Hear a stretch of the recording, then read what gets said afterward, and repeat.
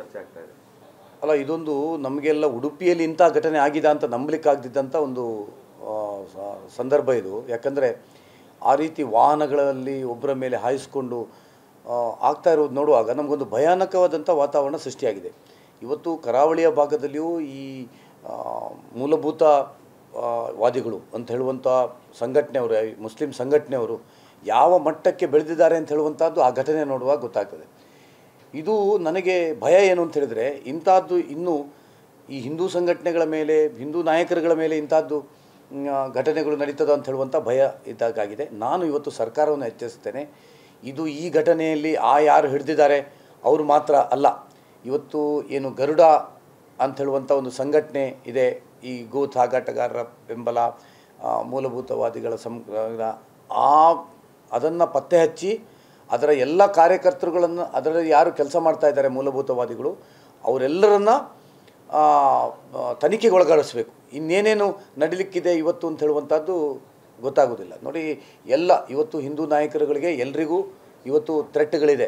ನಾವು ಅವರನ್ನು ಕೊಲೆ ಮಾಡ್ತೇವೆ, ಇದನ್ನು ಕೊಡ್ತೇವೆ, ಕೃಷ್ಣ ಮಠ ಧ್ವಂಸ ಮಾಡ್ತೇವೆ, ನಮ್ಮ ಹಿಜಾಬ್ ಇಶ್ಯೂ ಆದಾಗ ನನ್ನ ಮೇಲೂ ಅಂತಾರಾಷ್ಟ್ರೀಯ ಕರೆಗಳು, ನಮ್ಮ ಕುಟುಂಬವನ್ನು ತೆಗಿತೇವೆ ಅಂತ ಹೇಳುವಂಥದ್ದು ಬಂದಿದೆ.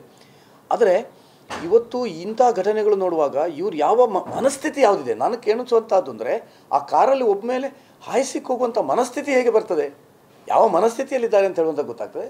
ನಾನು ರಾಜ್ಯ ಸರ್ಕಾರವನ್ನು ಒತ್ತಾಯ ಮಾಡ್ತೇನೆ, ದಯವಿಟ್ಟು ತಕ್ಷಣ ಇದನ್ನು ಈ 2 ಕಾರಿನೊಳಗೆ ಯಾರಿದ್ದರು ಅವರದ್ದು ಮಾತ್ರ ತನಿಖೆ ಮಾಡದೆ, ಆ ಗರುಡ ಅಂತ ಹೇಳುವಂಥ ಒಂದು ಮೂಲಭೂತವಾದಿ ಸಂಘಟನೆ ಏನಿದೆ, ಇದು ವಿಶೇಷವಾಗಿ ಗೋಸಾಗಾಟಕ್ಕೆ ಬೆಂಬಲ ಕೊಡ್ತಾ ಇರುವಂಥ ಒಂದು ಸಂಘಟನೆ, ಅದನ್ನು ಸಮಗ್ರವಾದಂಥ ತನಿಖೆಯನ್ನು ಮಾಡಿ ಅದಕ್ಕೆ ಸೂಕ್ತವಾದ ಕ್ರಮ ಮಾಡಬೇಕು. ಇಲ್ಲದಿದ್ದರೆ ಕರಾವಳಿಯಲ್ಲಿ ಆತಂಕದ ದಿನಗಳು ಬರಲಿಕ್ಕಿದೆ ಅಂತ ಹೇಳುವಂಥ ಎಚ್ಚರಿಕೆಯನ್ನು ನಾನು ಹೇಳಲಿಕ್ಕೆ ಬಯಸ್ತೇನೆ.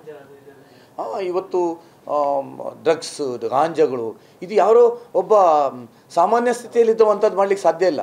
ಅವ್ನು ಡ್ರಗ್ಸ್ ತಗೊಂಡವನೇ ಅಂಥದ್ದು ಮಾಡಬೇಕಾಗ್ತದೆ. ಅದೆಲ್ಲವನ್ನೂ ಇವತ್ತು ತನಿಖೆಯ ಸಂದರ್ಭದಲ್ಲಿ ಮಾಡಬೇಕು. ಅವರಿಗೆ ಯಾವ ಮೂಲದಿಂದ ಡ್ರಗ್ಸ್ಗಳು ಬರ್ತದೆ, ಏನು ಮಾಡ್ತಾ ಇದ್ದಾರೆ, ಇವತ್ತು ಆ ಡ್ರಗ್ಸ್ದ ಜಾಲವನ್ನು ವಿಸ್ತರಿಸುವಂಥದ್ದು ಅದೇ ಗ್ಯಾಂಗ್ಗಳು.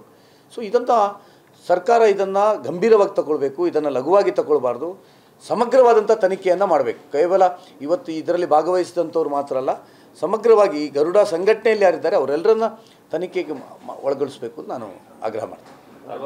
ಭಯ ಇಲ್ವಾ ಅಂತ ಅವರಿಗೆ? ಭಯ ಇಲ್ವಾ ಪೊಲೀಸರ? ಸರ್, ಅವರಿಗೆ ತಲವಾರು ಬೀಸ್ತಾರೆ, ವಾಹನವನ್ನು ಮೈ ಮೇಲೆ ಹಾರಿಸ್ತಾರೆ, ಒಂಥರ ಈ ಪಿಕ್ಚರಲ್ಲಿ ನೋಡಿದಾಗ ಕಾಣ್ತದೆ. ನಮ್ಮ ಉಡುಪಿಯಲ್ಲೆಲ್ಲ ಅದನ್ನು ಎಷ್ಟಲಿಗೂ ಸಾಧ್ಯ ಆಗಿದೆ. ಭಯ ಏನಾಗಿದೆ ಅಂದರೆ, ಅವರ ಬ್ರದರ್ಸ್ ಗೌರ್ಮೆಂಟ್ ಇದೆ ಅಲ್ವಾ, ಹಾಗಾಗಿ ಅವರಿಗೆ ಧೈರ್ಯ. ಅವರ ಬ್ರದರ್ಸ್ಗಳ ಗೌರ್ಮೆಂಟಲ್ಲಿ ರಾಜ್ಯ ಸರ್ಕಾರದಲ್ಲಿ ಇರೋದ್ರಿಂದ ನಾವು ಏನೂ ಮಾಡ್ಬೋದು ಅಂತ ಹೇಳುವಂಥದ್ದು ಬಂದಿದೆ.